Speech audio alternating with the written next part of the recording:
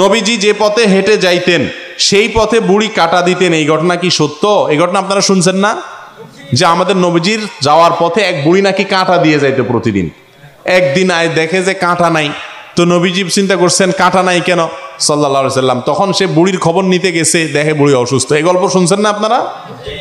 বই পুস্তকেও ছিল, স্কুলের পাঠ্য বইতে।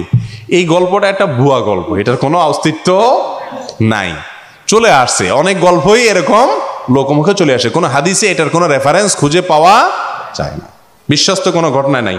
সাদ্দাদের ঘটনা কি সত্য? এটাও ওই টাইপের ঘটনা। সাদ্দাদ একটা বেহেশত বানাইছে, শুনছেন না ছোটবেলা থেকে? এগুলো আসে কোনো হাদিস থেকে খুঁজে পাওয়া। আপনারা বলবেন তাহলে আসছে কোত্থেকে? আচ্ছা, খেতে আপনারা যখন ধান লাগান, শুধু ধান গাছ হয় না, সাথে আগাছাও হয়? আগাছাও হয় না? আপনি শুধু ধান গাছটা রেখে দেন আর আগাছাটা উঠাইয়া ফালাইয়া দেন। এই জন্য সঠিক কথার সাথে সাথে কিছু ভুল কথাও সমাজে থাকবে, এটাই। কিন্তু আমরা গ্রহণ করব শুধু কোনটা? সঠিকটা, আর ভুলটা বাদ দেব ইনশাআল্লাহ।